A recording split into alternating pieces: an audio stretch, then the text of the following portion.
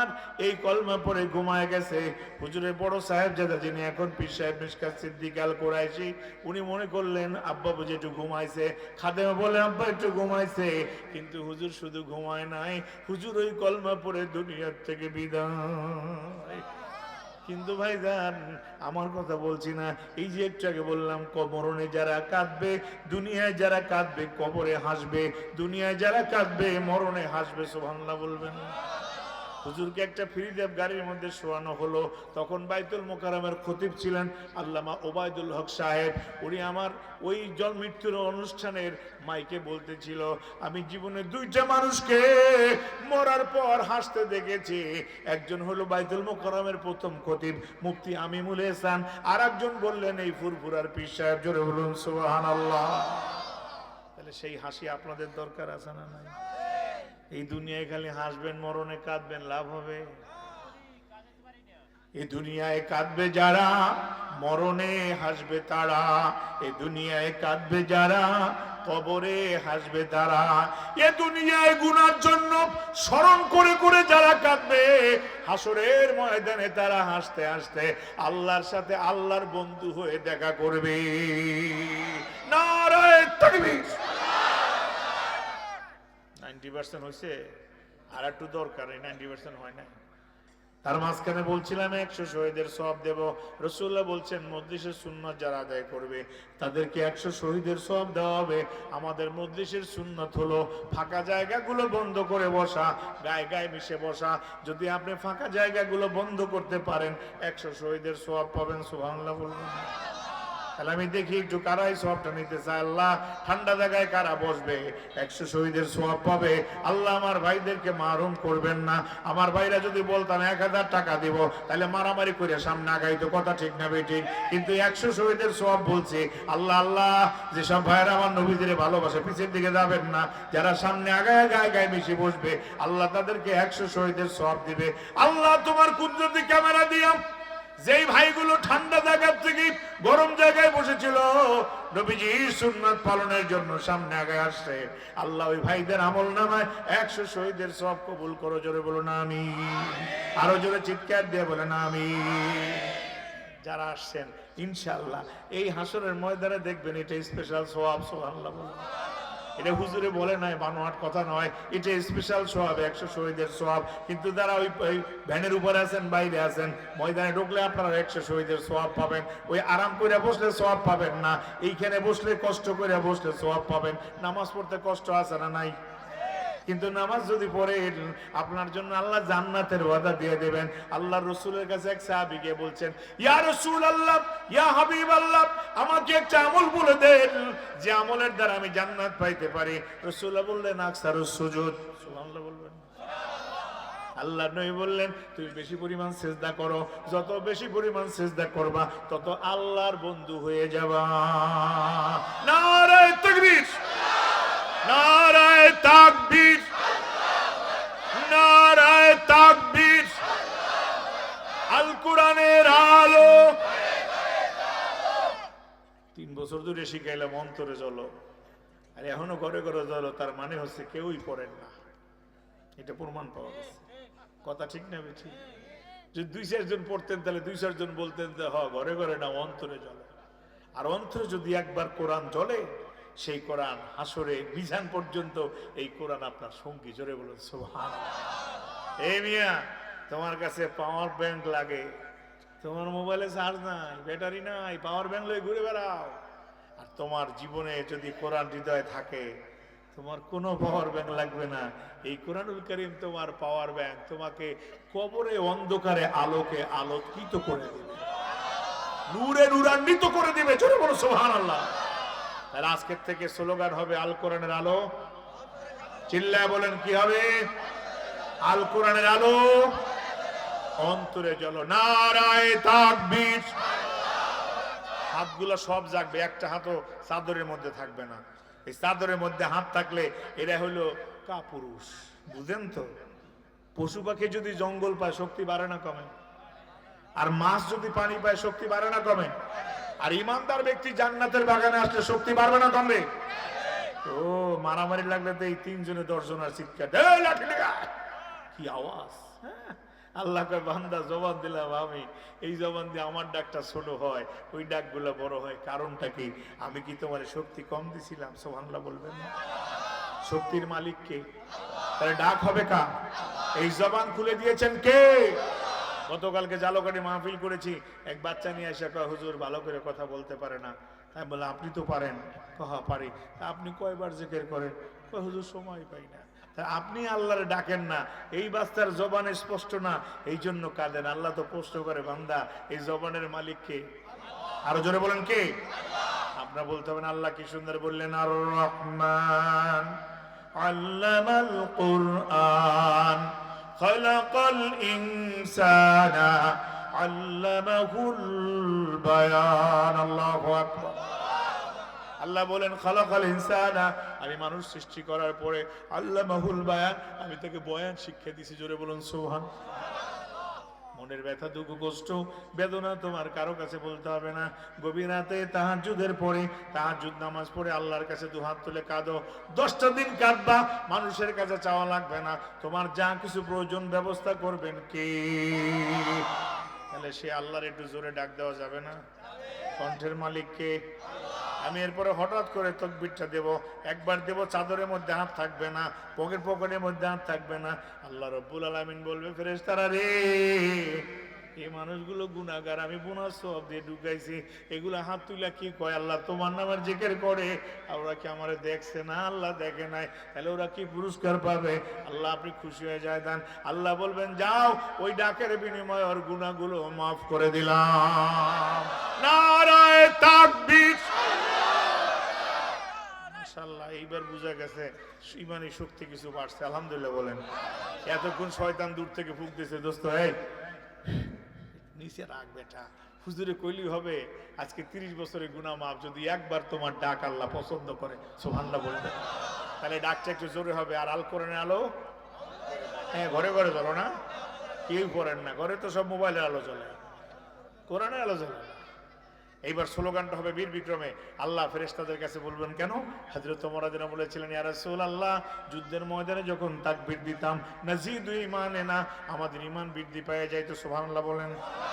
আল্লাহ, আমার এই ভাইগুলো ঠান্ডার মধ্যে বসে আছে, আজকে একজন ওলির পাশে ঘুমায় আছে, ফুরফুরে খলিফা, এই বেদে পিসা হুজুর ঘুমায় আছে। আল্লাহ, এই ময়দানে বসে তোমারে খুশি করার জন্য যারা ডাক দিবে সকল ভাইকে হযরত ওমরের সাথে জান্নাত কবুল করে নাও।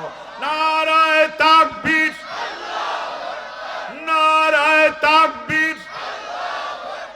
আল কোরআনের আলো অন্তরে জালো, আল হাদিসের আলো, নারায়ে তাকবীর। আপনার খুব কষ্ট হয়েছে, একটু কষ্ট হয়েছে। আল্লাহ এই কষ্টটা বুঝবেন, কত ধানে কত চাল। দেনে ওয়ালা তো তৈয়ার হ্যায়, দেনে ওয়ালা তো তৈয়ার হ্যায়, লেকিন লেনে ওয়ালা হি নেহি। আল্লাহ দেওয়ার জন্য রেডি, নেওয়ার মতো লোক নাই। কথা ঠিক না ঠিক? এই দেশের যুবকেরা সুন্দরী একটু মেয়ে দেখলে একবার উকি দিয়ে যায়, একবার ফুসকি দিয়ে যায়, আবার একবার ক্যামেরা রেডি করে একটু ছবিটা তুলে নেই, কি সুন্দর দেখা যায়। যুবক আমার আল্লাহ কি সুন্দর করে বললেন, লাকাদ খালাকনাল ইনসানা ফি আহসানি তাকওয়িম। আল্লাহু আকবার। আল্লাহ রাব্বুল আলামিন বলেন, এই বান্দা, এই শীতের দিনে কি জানি পাউডার টাউডার না ক্রিম ট্রিম মাখো, আবার কি মেডলিন মাখো, আবার স্পট ক্লিনার মাখো, কত কিছু মাখো, তোর এই চেহারাটা সুন্দর বানাইছে কে? আরো জোরে চিল্লায় বলেন কে? তোমার বলতে হবে না। আল্লাহ বললেন, লাকাদ খালাকনাল ইনসানা ফি আহসানি তাকওয়িম, আমি অবশ্যই মানুষদেরকে সুন্দর সূরাতে বানাইছি। আমার বানানো সুন্দর চেহারা দিয়া বান্দা যখন আমার সিজদায় পড়ে যাবে, আমি আল্লাহ বান্দার গুনাহগুলো মাফ করে দিয়ে বান্দার জন্য জান্নাতের দরজা খুলে দিব। আজকে যারা আসছেন জান্নাতি দরজা খোলাইতে চান না বন্ধ রাখতে চান? যুবক এখনো যারা বাইরে আছো সকলকে বলবো ময়দানে ডুববা, তোমার জীবনের মোড়টা একটু ঘোরাও। আল্লাহ চাচ্ছেন বান্দারে আমি তোরে বড় শখ করে বানাইছি, আমি কেন বানাইছি একটু শোন। সুবহানাল্লাহ বলবেন। আফাহাসিবতুম আন্নামা খালাকনাকুম আবাসা। এই পৃথিবীর মানুষ তোমাকে কি আমি অনার্থক সৃষ্টি করেছি? খালি খাইবা, ঘুমাইবা, ঘর বাড়ি বানাইবা, আনন্দ করবে জন্য আমি বানাই নাই। আমি আল্লাহ কেন বানাইছি আমার কোরআন থেকে একটু শোনো, সুবহানাল্লাহ বলবেন না? الذي خلق الموت والحياة ليبلوكم أيكم أحسن عملا الله أكبر আল্লাহ রাব্বুল আলামিন বলেন আল্লাযী খালাকাল মাউত, যিনি সৃষ্টি করেছেন মৃত্যু, আল হায়াত এবং জীবন। এই জীবন এবং মরণের মাঝখানে কিছু সময় আছে না নাই? জোরে বলেন আছে না নাই? লিয়াবলুয়াকুম, আমি তোমাদেরকে পরীক্ষা করব, আইয়ুকুম আহসানু আমালা, তোমাদের মধ্যে কারা কারা নেক আমল করে। তাহলে এই জীবনটা হয়তো 20 বছর হইতে পারে, 40 বছর হইতে পারে। ওই যে বলছিলাম কুয়াকাটার থেকে বাড়িতে ঘুরে আসতেছিল, মনে আছে না নাই? ফ্যামিলি কয়টা? 2টা ফ্যামিলি, 4 8 জন মানুষ, ড্রাইভার একজন, 9 জন, মোট কতজন? বাড়ির 5 কিলোমিটার আগে আমার আল্লাহ দেখায় দিলেন, হায়াত দিছি আমি। মৌত কখন হবে তুমি জানো না। বিআইয়ার দিন তামুত, কোন জমিনে তোমার মৃত্যু হবে তোমার জানা নাই। সকল কিছু জানার মালিক কে? আল্লাহু ইউহয়ী ওয়া ইউমীতু ওয়া হুয়া আলা কুল্লি শাইইন কাদির। হায়াতের মালিক কে? মৌতের মালিক কে? ও আমার সোনার যুবকেরা, ওরা কিন্তু হসপিটালের রোগী না। ওদের কান্না আমার এখনো বুকটা তরতর করে কাঁপে। ওদের দাদা কান্দে, নানা কান্দে, ওদের আত্মীয় স্বজন কান্দে। আমি এখনো হতাশ হয়ে যাই। আল্লাহ, একটাও হসপিটালের রোগী না, কেউ অসুস্থ ছিল না। 8 জন লোক ঘুরতে গেছে, বেড়াইতে গেছে, ফুর্তি করতে গেছে। ফুর্তি করে বাড়িতে আসবে, 5 কিলোমিটার আগে ড্রাইভার ঘুমায় গেছে, গাড়ি খাদায় পড়ে গেছে। কোথায়? খালের মধ্যে, পানির মধ্যে পড়ে গেছে। পানির মধ্যে পড়ে যাওয়ার পরে টহল পুলিশ খবর পাইছে, যারা দেখছে 999-এ ফোন দিছে, পুলিশরা দ্রুত আসছে। আইসা দেখে গাড়ি তো পানির মধ্যে তলায় গেছে। কিছু লোকজন শীতের মধ্যে নামিয়া ওই গ্লাসগুলো ভাঙছে, ভাঙিয়া দেখে একটা মানুষও জীবিত না। আমার আল্লাহ রাব্বুল আলামিন বললেন, দুনিয়ার নাফরমানেরা আমার জমিনে আইসা কত প্যান্ট মধ্যে হাত দিয়ে মস্তানি করো, কত বাদাম চিবাও, কত রাস্তায় করো, মসজিদে আজান হয় হাইয়া আলাস সালাহ, আর তুমি মস্তানি করে হাইটা যাও। তোর মনের মধ্যে এতটুকু লাগলো না আজরাইল যে কোনো সময় আসতে পারে কি পারে না? চিল্লায় বলেন, পারে কি পারে না? যেটা আমার আল্লাহ সুন্দর করে বললেন, ইউদরিকুমুল মাউতু ওয়ালাউ কুনতুম ফি বুরুজিম মুশাইয়্যিদা। আল্লাহ রাব্বুল আলামিন বলেন, ইউদরিকুমুল মাউত, মৃত্যু তোমারে তারায় তারায় ধরবে। মানুষ যেমন শত্রুরে তারা দেয়, দেয় না? দেয় না? ধাওয়া দেয়, দৌড়াইতে থাকে, দৌড়াইতেই থাকে, বাঁচার জন্য ডাইনে ভাবে জায়গা খুঁজে। আমার আল্লাহ বলেন, ইউদরিকুমুল মাউত, মৃত্যু যখন তোমারে তাড়া করবে, কোথাও পালানোর সুযোগ নাই। তুমি যেখানেই পালাও না কেন, মৃত্যু তোমারে গিয়ে সেখানে সবল মারবে, তোমার রুহটা বের হয়ে যাবে। গাড়িটা ভাঙা যখন 8টা লাশ শোয়াইছে, হঠাৎ করে দাদা খবর পাইছে ছেলে দুনিয়ায় নাই, নাতিও দুনিয়ায় নাই। নাতি সরকারি চাকরি হয়েছে, নাতি ইঞ্জিনিয়ারিং পাস করছে। আর এক নাতি, সেও সরকারি চাকরি পাইছে সচিবালয়। এই 2টা নাতি ছিল বড় বড়। এরপরে ছেলে, ছেলের বউ। যখন খবর পাইছে দাদা আসছে, নানা আসছে, দাদা নানা জমিনে গড়াগড়ি খায়। যেই নাতি আমাদের দাদার লাশ কবরে শোয়াইবে, সেই নাতির লাশ আমার দাদার কবরে শোয়ানো লাগবে। আমার আল্লাহ কয়, এই নাফরমান, তোদের ব্রেনে কি ধরে না? দেখ, যেই দাদা আগে ঘুমাইবে সেই দাদা ঘুমায় না, দাদার আগে নাতি চলে গেছে। কথা ঠিক না বেঠি? দাদা শুধু আমার 2 হাত ধরে কান্দে আর হুজুর, যখন নাতিটার লাশ উপরে উঠেছে আমার চেহারায় ভেসে উঠলো, দাদা আমি ঢাকা যায় জয়েন করবো, আমার জন্য দোয়া করিও। হুজুর এখন কই জয়েন করলো? সে তো এখন নিজের কবরে চলে গেল। দুনিয়া है आखिरत को ठिकाना, दुनिया है आखिरत को ठिकाना, कोई आगे रवाना है कोई पीछे रवाना। কথা ঠিক না বেটি? আসার সিরিয়াল আছে, যাওয়ার সিরিয়াল আছে। দাদা যাইবে আগে, কিন্তু নাতি চলে গেছে আগে। এখন একবার মাঝে মাঝে দাদা অজ্ঞান হয়ে যায়। আমি বললাম, আপনি ছেলের দাদা, কিন্তু নাতির দাদা, আপনি অজ্ঞান হয়ে যান কেন? কাঁদে আর কয়, হুজুর আমি মনে করতে পারি না, দাদার সব স্মৃতিগুলো আমার সামনে ভেসে ওঠে। দাদা আমার কাছে কোনো খাবার নিয়ে আসলে আমারে কয়, দাদা তুমি আগে খাও, নাইলে আমি খাবো না। কিন্তু হুজুর সেই নাতি আজ কবরে যায় ঘুমায় যাবে, অন্ধকার কবরে কেমনে থাকবে? আমি দাদা আগে গেলাম না, নাতি আগে চলে গেছে, এই নাতির জন্য আমি আর জ্ঞান ঠিক রাখতে পারি না। আমার আল্লাহ দেখাই দিলেন, দুনিয়ার নাফরমানেরা তোমার মৃত্যুর কথা একটু চিন্তা নাই, তুমি এখনো ফিরে আসো, তুমি আমি আল্লাহকে ডাক দাও।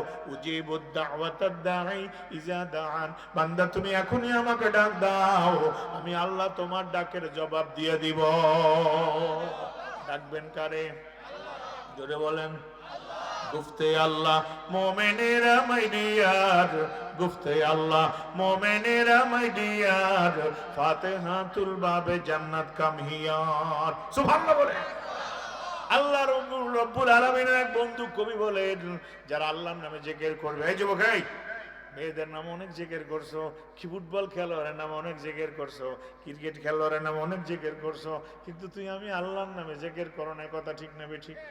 বিশ্বকাপ খেলা চলে শীতকালে, এই কপাল পোড়া যুবকগুলো এক ওয়াক্ত নামাজও পড়ে না, ওই গোল দেয় আমার বাংলাদেশ জিতবে কিনা, সেই জন্য রাতভর 3টা 4টা চায়ের ফেলাক হয়ে পয়সা চা খায় আর ডাকে আমার দল জিতবে কিনা। কপাল পোড়া যদি সেই দল জিতে, তাহলে তোমারে কি একটা ক্যারেজ দিবে? 10টা টাকা দিবে? তাহলে তুমি ঘুম নষ্ট করলা, গোল গোল করে চিল্লাইছো, তুমি নামাজ একটাও পড়ো নাই, এবার গোল তো তোমার কবরে হবে, কবরে ঢোকার মাত্র গোল জাহান্নামে ফেরেশতারা গুরুজ দিয়ে তোমার পিটাইবো, তখন বলবে কত গোল তোর লাগবে, এবার গোলগুলো নিয়ে। এখনো শোনা আছে, গুজাস্তার সময় জামানা ফেরাতা নেহি, যে সময় চলে যায় আর ফিরে আসে না, কথা ঠিক না ঠিক? তারপর আমার আল্লাহ জানায় দিলেন, বান্দা, এই বান্দা এখনো হৃদয় খুলে আমাকে একটা ডাক দাও, আমি আল্লাহ তোমার ডাকের জবাব দিয়ে দেব। তবে ডাকটা দিবা কি দিয়ে, তাও আল্লাহ জানায় দিয়েছেন, ওয়াস্তাঈনু বিসসবরি ওয়াসসালাহ ইন্নাল্লাহা মা'আস সাবিরিন। আল্লাহু আকবার। আল্লাহ বলছেন, দুইটা জিনিসের মাধ্যমে আমার কাছে সাহায্য চাও। কয়টা? দুইটা জিনিসের মাধ্যমে আমার কাছে সাহায্য চাও, একটা হলো ধৈর্য, আর একটা হলো নামাজ। এই যুবকেরা 1000 কথা বললে, যদি বলি বিরিয়ানি আরো 2 পোটলা দেবো তাও রাজি, 10,000 টাকা দেবো তাও রাজি, বলবো বাবা একটু নামাজ পড়ো। কয়দিন পর হাঁটুতে ব্যথা, মাজায় ব্যথা, বহুত ব্যথা। যুবক এখনো সময় আছে। তুমি যদি সাপের কামড় থেকে বাঁচতে চাও, এই দুনিয়ার সাপ দেখছো, ছোট একটা মুখ, তাই ফানা তুললে 3 মাইল জোরে দৌড়াও, কথা ঠিক কিনা? এখানে এত যুবক আছে, একটা সাহসী যুবক আছে, যদি বলি এই ভাই এই ঘরের মধ্যে একটা বড় সাপ আছে, জাতি সাপ বলে, অথবা কিছুদিন আগে জানে কি সাপ কইছে, ও এই নাম মুখস্থ আছে, ভয় দেখাইছে রাসেল ভাইপার, যারে ধরে তারে ছাড়ে না, এই জন্য রাসেল ভাইপারের ডরে সব হতাকা। কই সাপ আইছে নাকি, কামড় দিল নাকি? এই কপাল পোড়া, এই রাসেল ভাইপারের ভয় এত পাইছো, এর চেয়েও ভয়ানক ভাইপার কবরে আছে না নাই? চিল্লায় বলো, আছে না নাই? সেই ভাইপারে তখন ধরবে, রাসূলুল্লাহ বলেন, শোনো দিক তাকাও, রাসূলুল্লাহ বলছেন এই সাপের মুখটা এক একটা উটের মুখের মতো লম্বা, একবার কামড় দিবে গোশত হাড্ডি আলাদা হয়ে যাবে। সেই রাসেল ভাইপারের ভয় তোমার কলিজায় নাই। কত বড় অকৃতজ্ঞ, কত বড় বেয়াক্কল, কথা ঠিক না বেঠিক? দুনিয়ার সামান্য সাপে কামড়াইলে তারে ধরলে ধরা যায়, কিন্তু কবরের সাপে ধরলে তারা রক্ষা নাই, কথা ঠিক না বেঠিক? ভাইরা আমার, যুবকদেরকে বলবো, যুবক তোমাকে আল্লাহ খুঁজতেছে, দার জাওয়ানি তওবা করদম শিয়ায়ে পয়গম্বরি, জুয়ান বয়সে তওবা করলে ওই তওবাটা নবুয়তের মর্যাদা লাভ করবে। জোরে বলুন সুবহানাল্লাহ। আমার আল্লাহ আরেকটা মজার খবর শোনাইতেছে, এ বান্দাই ওয়ানি'বুদুনি হাদা সিরাতুম মুস্তাকিম। আল্লাহু আকবার। আল্লাহ বলেন, ওয়ানি'বুদুনি, তোমরা আমার ইবাদত করো, হাদা সিরাতুম মুস্তাকিম, এটাই হচ্ছে তোমাদের জন্য সহজ সরল রাস্তা। সুবহানাল্লাহ বলুন। আপনারা নাম শুনছেন আল্লাহর এক পয়গম্বর, ওনার নাম হযরত দাউদ আলাইহিস সালাম, শুনছেন না? উনি বাদশা ছিলেন নাকি বলেন? দাউদ আলাইহিস সালাম ছেলের নাম কি? মাশাআল্লাহ। পরীক্ষায় মুরব্বীরা পাস করছে, যুবক পাস করে না, এগুলো ফেল। ওগুলো জিজ্ঞান কোন নায়কের নাম কি, নায়িকার নাম কি, এগুলো কই পারবে? কথা ঠিক না বেঠিক? দাউদ আলাইহিস সালামের ছেলের নাম কি? সুলাইমান আলাইহিস সালাম। মাশাআল্লাহ। যুবক তোমরা একটু শিখো তো, কত কিছু নাম আছে তোমার মোবাইলে, জান প্রাণের অভাব নাই, তোমার নিজেরই জান ঠিক নাই, কথা ঠিক না বেঠিক? তুমি নিজেই জাহান্নামের লাকড়ি, এখনো সময় আছে, দিলটা ঘুরাও, এই মুহূর্তে তওবা করবা, তুমি আল্লাহর বন্ধু হয়ে যাবা। জোরে বলুন আমার ভাইয়েরা। দাউদ আলাইহিস সালাম 4 জন বিচারক নিয়োগ করেছেন। বিচারক গুলো দেখেছেন অনেক দামি, অনেক আল্লাহওয়ালা, কিন্তু ভাইরা আমার ওই জুনিয়র আল্লাহ রাব্বুল আলামিন বলছেন লিয়াবলুয়াকুম আইয়ুকুম আহসানু আমালা। আল্লাহু আকবার।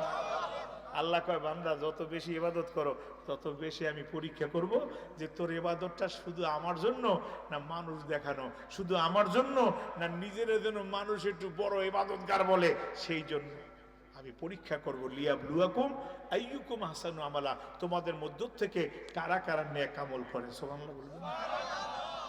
এখন আল্লাহ রাব্বুল আলামিন পরীক্ষা ফেলালেন বিচারকদেরকে। বিচারক বানাই দিয়েছে দাউদ আলাইহিস সালাম, তিনি বাদশা। প্রথম বিচারক হলো একজন ইয়াং, খুব আল্লাহওয়ালা। এই বিচারকের কাছে একটা সুন্দরী মেয়ে গেছে, যাই বলছে স্যার আমার একটা বিচার করবেন কি, পাশের বাড়ির একটা ছেলে আমার খুব ডিস্টার্ব করে, আমার দেশের যুবকরা খুব ভালো আল্লাহওয়ালা, মায়াগুর দিকে দেখলে তাকাই না, চোখ নিচের দিকে তাকাই। কি তাই নাকি? হুজুর আপনি কি কথা কন, সুযোগ পাইলে আমরা কোথা থেকে কোথায় যাই এ খবর আপনিও জানেন না। সাবধান যুবক, তোমার বিশ্বাস করতে হবে, প্রত্যেকটা সেকেন্ডের হিসাব তোমাকে দিতে হবে না? হবে না? জোরে বলেন হবে কি হবে না? তাহলে তুমি এখনো যেই জমিনে বসে মস্তানি করো, তোমার কখন আজরাইল আসবে তোমার খবর নাই। হিসাব যখন টান দিবে, রাসূলুল্লাহ কাঁদেন আল্লাহুম্মা হাসিবনি হিসাবাই ইয়াসীরা, ইয়া আল্লাহ তুমি আমার হিসাবকে সহজ করে দাও। আর তুমি এরকম নাফরমানি করো, মানুষের মেয়েকে কত বুদ্ধি দাও, তোমার মেয়ে যদি কেউ এরকম ধোকাবাজি করে তাহলে লাঠি দিয়ে পিটাইতে দাও, তো তুমি যে আর একজনের মেয়ের এই ধোকাবাজি করলা, তোমার কিছু পিটান খাওয়ার দরকার আছে কিনা? তো তখন দিই চেয়ারম্যানের পয়সা দাও, এরে পয়সা দিয়া ভাই ভাই বিট করে দেন, আর জীবনও করবো না। তোমার মেয়েটার যখন বোনটার যখন ক্ষতি হইলো তখন তুমি তার থেকে ক্ষতিপূরণ দাবি করলা, আর তুমি যখন ক্ষতি করলা তখন হাত পায়ে ধরে মাফ চাইয়ে যাও, কারণটা কি? তাহলে তুমি সবচেয়ে বড় জালিম, সবচেয়ে বড় অত্যাচারী। কথা ঠিক না ঠিক? যুবক এখনো ব্রেনটা কাজে লাগাও, তোমার কিন্তু সময় গনে আসছে। হসপিটালে যায় দেখো তোমার চেয়ে দামি দামি ইয়াং ইয়াং যুবকগুলা দুনিয়ার জমিনে শুয়ে গেছে, কারো কিডনি নষ্ট, কারো হার্টের বাল্ব নষ্ট, কারো হৃদয়ের মধ্যে হৃৎপিণ্ড নষ্ট, কারো হৃদয়ে কাজ করে নাকি লিভার, আছে না নাই? জোরে বলো আছে না নাই? এই জন্য আল্লাহ বলছে ফাতাবিরু ইয়া উলিল আবসার, হে জ্ঞানীরা একটু তাকায় দেখো। ভাইরা আমার সংক্ষেপ বলছি, বেশি রাত কষ্ট দেব না। তোমার হৃদয় থেকে যদি তুমি আল্লাহকে ডাক দাও, আল্লাহ তোমার পরীক্ষায় কামিয়াব করে দিবেন। এবার একটু তাকায় দেখো, ওই মেয়েটা পাশের এক যুবকের নির্যাতনে বারবার বিবাহের প্রস্তাব দেয়, কিন্তু মেয়েটা এক আল্লাহর ইবাদত করতে চায়। মেয়েটা দৌড়ায় গেছে প্রথম বিচারকের কাছে, গিয়ে বললেন স্যার আমাকে পাশের বাড়ির ছেলেটা বড় ডিস্টার্ব করে, ও বিবাহ করতে চায়, কিন্তু আমি দাউদ আলাইহিস সালামের ধর্মের অনুসারী, আমি আল্লাহর ইবাদত করব, আমাকে একটা ফয়সালা দেন যাতে ওই ছেলেটা ডিস্টার্ব না করে। বিচারক তাকায় দেখলেন মেয়েটার চেহারা এত সুন্দর, জীবনে এত সুন্দরী মেয়ে আর দেখে নাই। বিচারক বলল আমি তোমার বিচার করতে পারি, তবে শর্ত হলো একটা, আমাকে একটা কাগজে লিখিত দাও, তুমি যখন বিবাহ বসবে তুমি আমার সঙ্গে বিবাহ বসবে। একটু নাউজুবিল্লাহ বলতে পারলেন? সুবহানাল্লাহ বললেন? ও তো এই বিবাহের যন্ত্রণাই তো বাঁচতে চায়, এই জন্য মামলা লয়েছে। তা এই বিবাহ যদি ওয়াই করে তো এই যুবকেরই তো করতে পারে। কথা বুঝেন? আমার দেশের যুবকেরা যখন বিবাহের প্রস্তাব নিয়ে যায়, ওই ছেলে খুব ভালো আল্লাহওয়ালা, কিন্তু তলায় খায় গাঁজার বাবা, আছে না নাই? এই গাঁজা বাবা খাইয়া হ্যাঁ কয় ছেলে খুব ভালো, কি আসলে ভালো? খবরদার এই যুবক, তোমার সব কিছু হিসাব নিকাশ আমার আল্লাহর কাছে জমা আছে না নাই? ফাঁকিবাজি করো না, একটু তাকায় দেখো। খুব সংক্ষেপ বলছি আমার ভাইয়েরা, আল্লাহর উপরে তারপরও বলছেন ওয়ামাইয়াতাওয়াক্কাল আলাল্লাহি ফাহুয়া হাসবুহু। সুবহানাল্লাহ। আল্লাহ রাব্বুল আলামিন বলেন, যে ব্যক্তি আমার উপরে তাওয়াক্কুল করবে আমি আল্লাহ তার জন্য যথেষ্ট, তার যা প্রয়োজন আমি আল্লাহ তার ব্যবস্থা করে দিব। জোরে বলেন সুবহানাল্লাহ।